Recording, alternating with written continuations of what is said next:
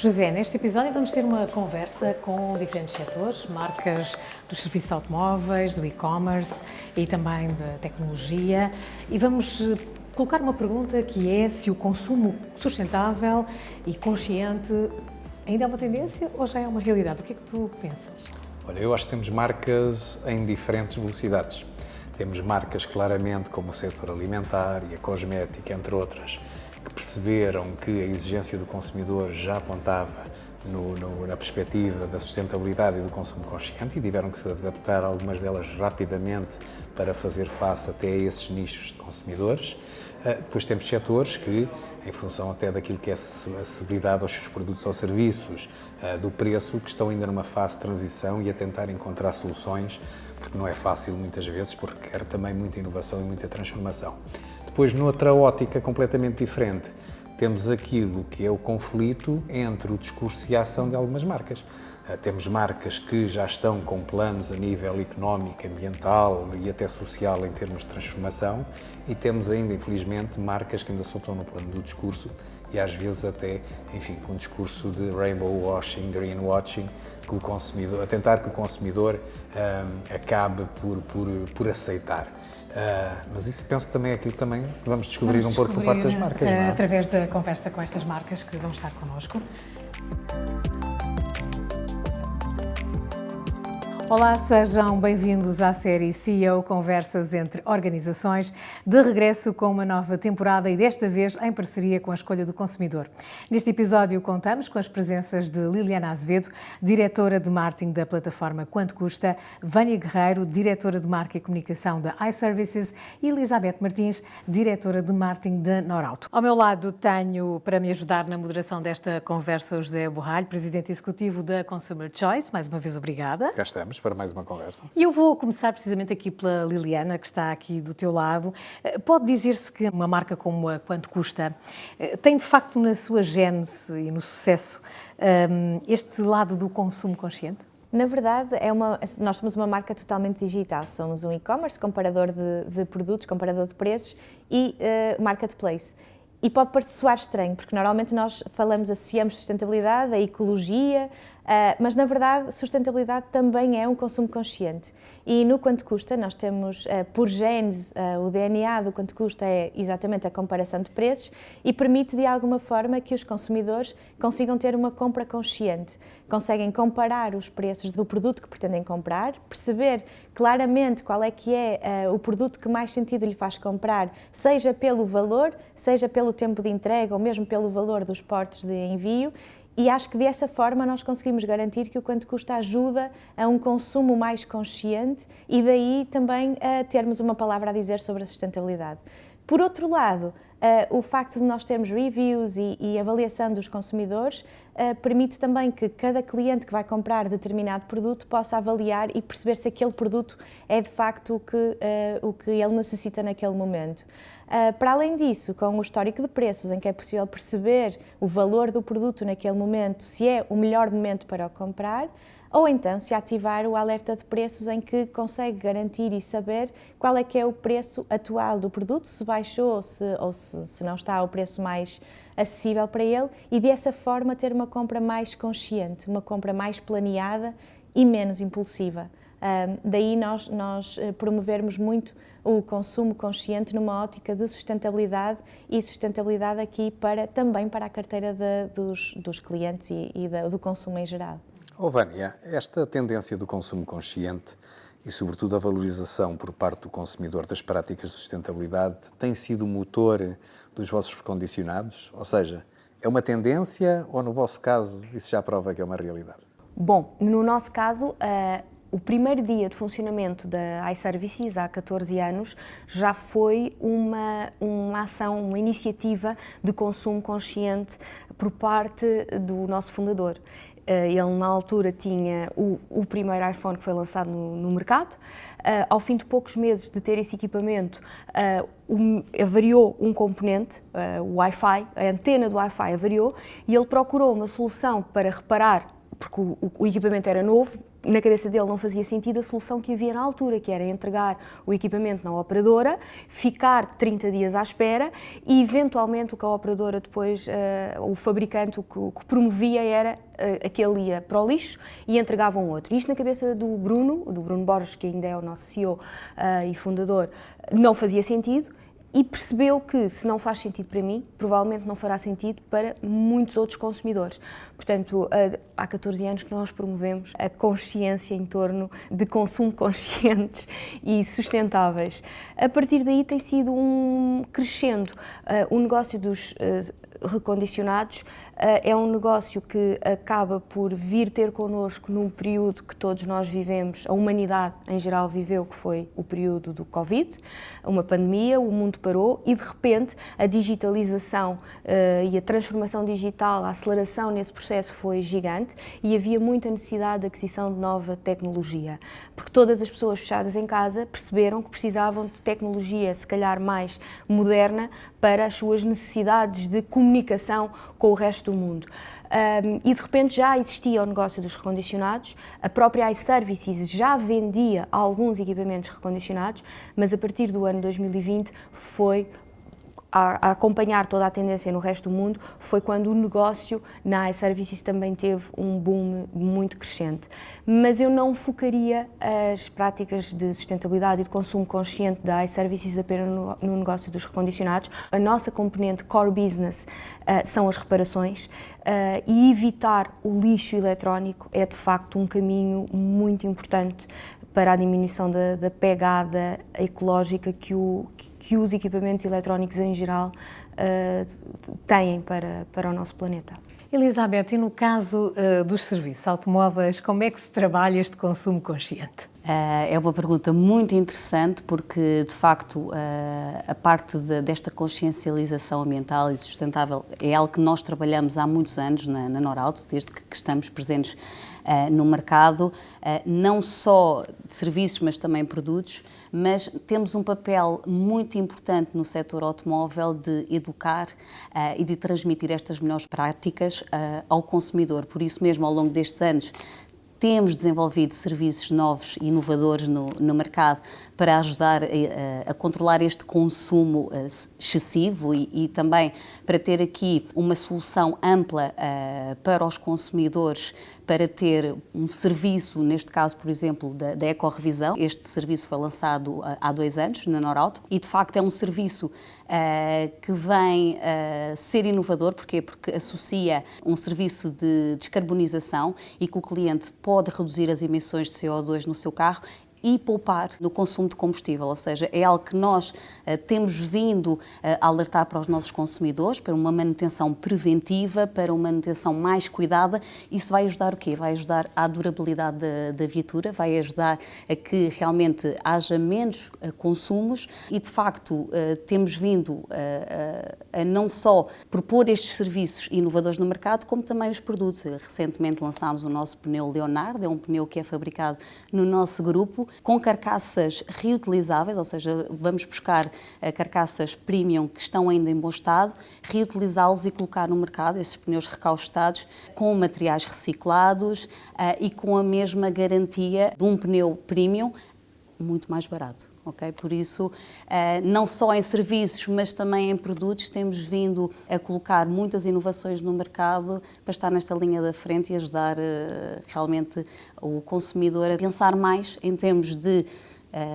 como é que eu a longo prazo vou poupar e vou conseguir reduzir essa minha pegada de carbono. Liliana, vocês são um marketplace, no quanto custa. Eu tenho uma dúvida que sempre tive, que é, será que o consumidor que vai comparar é aquele que compra? Há dados sobre esse perfil? Mediante o tipo de compra que cada cliente quer fazer, e ele pode estar numa lógica de comparação de preços ou numa lógica de marketplace. Ou, eventualmente, ficar tão satisfeito por termos uma compra, um produto com um preço que lhe é apetecível ou nas condições em que lhe é apetecível e ser o mesmo cliente. Para comprar é necessário ter um registro, para comparar não é necessário ter o registro no quanto custa. Portanto, os consumidores podem ser... Tenho a certeza que alguns serão os mesmos, outros que vão só para comparar. Há algumas pessoas que ainda acham que o quanto custa é apenas um comparador e até entendo, porque o nosso nome assim o diz, não é? O quanto custa, parece mesmo que estamos a falar apenas de preço, numa lógica de preço, mas a verdade é que desde 2018 que somos marketplace e o negócio tem vindo a crescer de ano para ano. Portanto, acredito que muitos dos clientes que possam estar numa lógica de comparador também estejam a comprar. E destes consumidores que compram e que comparam, há uma tipologia específica, estratos etários? Essa é uma questão sempre super interessante, porque na verdade nós temos o público de comparador e temos o público de marketplace. No caso do público de marketplace, nós conhecemos genericamente o nosso cliente, porque é preciso termos um login e sabemos a tipologia de compra. No caso do comparador, mais difícil, porque não precisamos ter um login, mas acreditamos que o público é mesmo muito vasto e nós temos uma história que nós costumamos contar mais do que uma vez, que nos permite perceber que quem vai ao Quanto Custa não é só o público mais jovem, apesar de sermos uma empresa unicamente digital.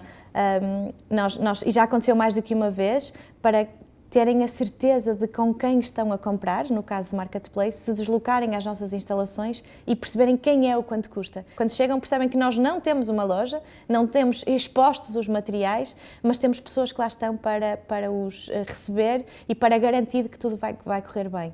Por outro lado, quando recebemos muitos reviews de compras, acreditamos que sejam clientes mais digitais e, à partida, mais novos. Portanto, diria que vai desde os mais novos até às pessoas mais velhas, que essas sim têm que ter a certeza de com quem estão a comprar e ter uma confiança acrescida. Vânia, no caso da iServices, como é que tem vindo também, de alguma maneira, a convencer o mercado, o seu cliente, deste consumo mais consciente? Quais são as barreiras que ainda encontram ao negócio?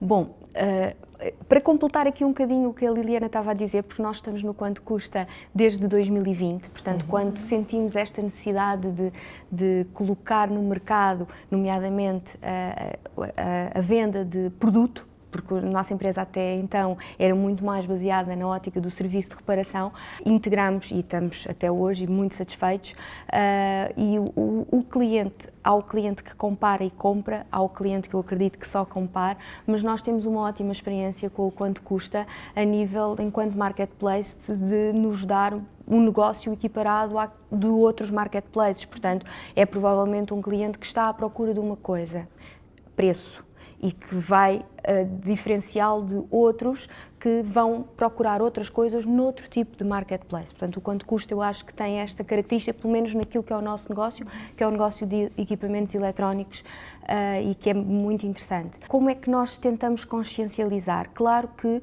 toda a nossa comunicação está sempre muito direcionada para o cliente, que já é bastante informado. O cliente da iServices, em termos geracionais, dos 8 aos 88, desde que tenha um smartphone ou que precise de um equipamento para Mas comunicar. antigamente havia uma espécie de preconceito, não é? A adquirir produtos reparados ou a reparação. Eu acredito que ainda há esse preconceito e tentamos cada vez mais desmaterializá-lo e desmistificá-lo, mas a lei de 2021 que veio transformar um bocadinho a lógica das garantias e dizer qualquer fornecedor hoje de um produto ao mercado eletrónico, eu estou a falar no setor que conheço, tem que dar a mesma garantia de um produto recondicionado em segunda mão, tem que dar a mesma garantia de um produto novo. Ora, para darmos a mesma garantia, temos que assumir o mesmo nível de qualidade. E isso tem ajudado bastante a desmistificar, e a verdade é que, olhando para os números da OCDE, daquilo que é um pouco a estagnação do mercado a nível de venda de novos equipamentos, a verdade é que nos equipamentos em segunda mão, recondicionados, o mercado está acima dos 2 dígitos a nível de crescimento e perspectiva-se, pelo menos até 2032, continuar a crescer.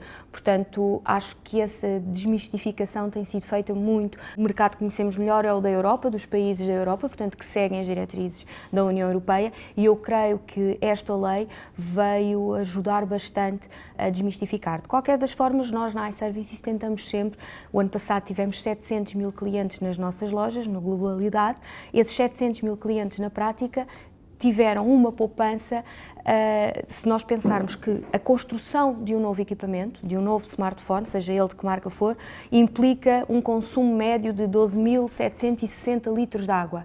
Portanto, quando a pessoa opta por reparar ou por comprar um equipamento recondicionado, está na prática a poupar naquele momento logo 12.760 litros de água. Se pensarmos nos 700 mil clientes e fizermos umas contas rápidas, com o GPT, por exemplo, ele diz-nos que é o equivalente, estes clientes da iServices pouparam o que daria equivalência a uma pequena vila ou cidade com 50 mil habitantes, o consumo de água durante um ano. E quando comunicamos isto e a pessoa é impactada com este tipo de informação, percebe, calma, se calhar estou aqui a ter uma atitude de consumo consciente pelo facto de estar a reparar uma peça em vez de entregar o telefone e comprar um novo. Tenho aqui um estudo da Capgemini que me diz que apenas 25% dos consumidores alteraram o comportamento de compra devido a preocupações ambientais. E nas razões ou nas dificuldades para não o fazerem estão preços elevados, falta de informação e greenwashing. Como é que vocês promovem a vossa oferta e como é que veem a adesão junto dos vossos clientes para estas opções? Eu estava aqui a ouvir a colega e estava a sentir as dores, não é? Porque, ao fim e ao cabo, o consumidor tem todas estas dores. E falar hoje em dia de sustentabilidade, o preço continua a ser o fator mais importante. Não é? É uma dimensão muito forte. Completamente. O consumidor quer ser mais sustentável, o consumidor tem percepção do que é que se espera, do que é que vamos trabalhar no futuro em termos de sustentabilidade e o que é que espera das marcas, mas na realidade, no momento-chave em que eu vou comprar, o preço continua a ser o fator mais importante. Por isso, entra aqui o papel do marketing em descomplicar a mensagem, em tornar de forma fácil todas as vantagens que este produto ou que este serviço vai fazer por essa pessoa a longo prazo. Porque, ao fim e ao cabo, é esta a consciencialização que é preciso tirar. Normalmente, um produto mais sustentável, mais amigo do ambiente, com mais durabilidade, requer um investimento inicial maior. Mas não há aí, por vezes, um mito sobre o preço? Porque com a tecnologia que temos à disposição, não é muitas vezes o preço de produtos mais sustentáveis menor, e isso não passa apenas de um mito do consumidor em que achar que o sustentável continua a implicar um grande investimento. Completamente, e pode ser realmente também uma âncora para as marcas comunicarem e realmente serem transparentes no que comunicam, porque o José falava muito bem em greenwashing. As empresas falam que eu sou sustentável, as grandes frases, nós também somos sustentáveis, nós estamos a fazer práticas, mas o que concretamente? O que é que vocês estão a contribuir, quer internamente para os colaboradores, quer externamente para os clientes? De que forma é que vocês estão a contribuir ativamente? Isto é muito importante passar para o consumidor, porque ele continua a ter os mitos, continua a ter as crenças, e se não receber essa informação de o que é que se passa verdadeiramente e o que é que o mercado está a acompanhar todas estas alterações e todas estas transformações, hoje já é possível comprar um produto sustentável praticamente ao mesmo preço de outro produto que não tem a mesma durabilidade. E aí é que está a diferença que nós temos que comunicar. E de forma muito mais fácil e que seja, ao fim e ao cabo, o nosso cliente quer que nós resolvemos as suas dores. E se ainda estivermos a ajudar dessa forma e a contribuir para a sustentabilidade, não só a nossa empresa, mas também ele esteja a fazer esse contributo, é 2 em 1, completamente. Eu pego aqui e pergunto precisamente à Liliana Azevedo como é que também uma plataforma como a Quanto Custa promove exatamente este consumo consciente, aconselhando as marcas que efetivamente são aquelas que são mais sustentáveis, que estão mais em linha com essa visão. Sim, nós na verdade, o facto de sermos o comparador, temos o tema do preço, que como já falamos as três, é um tema fundamental para os consumidores, e quando fazemos a comparação mostramos toda a diversidade de valor que compõe o preço, porque o preço é também o tempo de entrega, por exemplo. Tempo é dinheiro e, portanto, o tempo também faz parte e o valor dos portos de entrega também. Mas, por outro lado, o facto de nós sermos marketplace desde 2018, e sobretudo com marcas que teriam menos acesso à digitalização, permite que essas próprias marcas não tenham um investimento tão elevado para poderem estar no mercado digital e no mercado tão competitivo. Portanto, acabamos também por ajudar aqui um bocadinho a economia local, porque todos os custos de infraestrutura tecnológica, os custos das gateways de pagamentos, está tudo do nosso lado. Portanto, permitimos aqui também essa economia local a crescer de alguma forma. Por outro lado, e estava a ouvir a Elizabeth e estava-me a recordar de um tema muito importante, que é, às vezes temos que comprar os produtos um pouco mais caros porque são mais sustentáveis, são mais ecológicos. Se nós falarmos, por exemplo, num grande eletrodoméstico de classe mais ecológica possível, por exemplo, a provavelmente vai ser mais elevado. E se calhar não temos o valor, o dinheiro disponível naquele momento e optaríamos por comprar um mais barato, mas com uma classe energética mais baixa, que nos vai fazer gastar mais dinheiro e a longo prazo poderemos ter que o substituir mais rapidamente. No quanto custa, nós valorizamos a diversidade de clientes e temos também por isso os pagamentos faseados. Neste momento com o Flow e com a Klarna, que permite que estes consumidores possam comprar o produto que se calhar lhe faz mais sentido para aquele estádio da sua vida, para a sua família, a um valor mais elevado, mas não tendo um impacto tão elevado no orçamento da família. E isso ajuda a que esta lógica da sustentabilidade e do consumo consciente vá também mais à frente. Por outro lado, o lançamento recente do ano passado que fizemos dos comparadores de supermercado e de combustíveis também ajuda as famílias nesse sentido, porque são dos valores que têm um peso no orçamento familiar mais elevado, a comparação dos supermercados, gastamos imenso dinheiro em supermercado, em comida, e o Cabaz.pt vem ajudar a que os clientes sejam uma compra mais planeada, perceber exatamente onde está o valor mais baixo do produto que efetivamente quer comprar, seja por localização ou pelo tipo de loja, e no caso dos combustíveis, fazer aqui uma decisão de qual o posto de abastecimento que pretende utilizar, que lhe faz mais sentido na rota da viagem e também incluir aqui os descontos que ele vai ter e ser claro e taxativo, mediante o tipo de desconto que eu tenho, faz sentido ir a este posto de abastecimento ou outro. Portanto, na verdade, com esta lógica de promoção da economia local, da criação dos comparadores, do próprio marketplace que tem espelhado todos os custos, garantimos aqui uma maior transparência e uma garantia de que os consumidores possam ter uma escolha mais consciente e mais racional. E um alinhamento com uma realidade, não é? Exatamente, sim, com a realidade que nós estamos a viver, porque as taxas de juros aumentar e tudo aumentar, as famílias têm aqui um peso diferente no que toca ao consumo. Estamos praticamente no fim, não é? É isso. Se calhar deixava só uma pergunta muito rápida à Vânia e outra à Elizabeth. Sim. Vânia, como é que se trabalha a sustentabilidade no que toca ao fim dos produtos? E Elizabeth, logo a seguir, como é que se incentiva às equipas de mais de 30 centros esta sustentabilidade? Bom, no caso da iServices acreditamos na economia circular, ou seja, o fim de um produto pode ser o início de um outro. Nós tratamos tudo aquilo que comercializamos na empresa, todas as peças que temos que utilizar, tudo o que entra na iServices, ao sair ou sai para a casa do cliente, ok? E aí fica nas mãos do consumidor dar o tratamento no seu fim de vida, ou aquilo que é retornado a nós temos vários canais para encaminhar ao tratamento mais correto, sejam os vidros dos equipamentos, as baterias, seja tudo o que entra, nós encaminhamos para uma lógica de economia circular, seja a máxima do nada se perde, tudo se transforma. E agora como é que se motiva? Elizabeth? Como é que se motiva? Quando a sustentabilidade faz parte do ADN da empresa, é muito mais fácil. Quando se fala deste comportamento, destas boas práticas, todos os dias, é muito mais fácil porque eles próprios sentem e são o exemplo.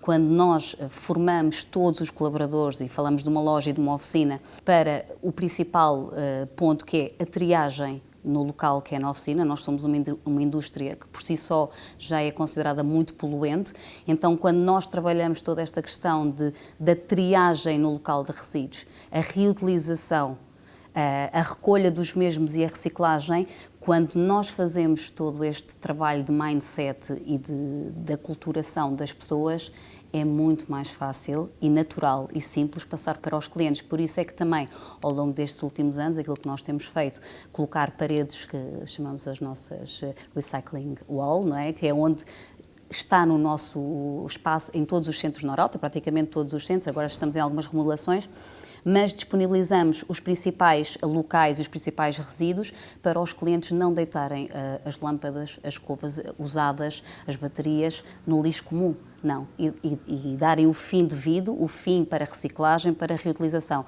E quando este processo realmente começa interno, todos eles têm este trabalho diário, a nossa oficina é uma oficina aberta, o cliente pode ver o serviço em primeira mão, pode acompanhar e eles próprios têm esta consciência, mostram como é que eles fazem essa triagem. Não existe papel nas oficinas. são panos que são reutilizados. Eles próprios dão este incentivo aos clientes e depois todo o trabalho do marketing, não é, de ajudar, de sensibilizar, de educar para todo este comportamento, trazer-nos os resíduos, também ele ter uma manutenção mais preventiva. Temos os diagnósticos gratuitos, que é para o cliente vir fazer e perceber como é que está a viatura, ou seja, incentivar mesmo ele próprio a ter este cuidado e esta manutenção preventiva. Por isso, quando isto é diário, com formações, com comunicação interna, com ações de sensibilização, é muito fácil depois transparecer para o cliente. Daí eu acho que o sucesso começa internamente e quando está alinhado com uma boa comunicação, dicas, conselhos úteis, faz toda a diferença. Elizabeth, Vânia, Liliana, muito obrigada pela vossa presença aqui nesta conversa entre organizações. Quanto assim já sabe, pode seguir aqui este e também o próximo episódio, fica o convite, no Brands Channel.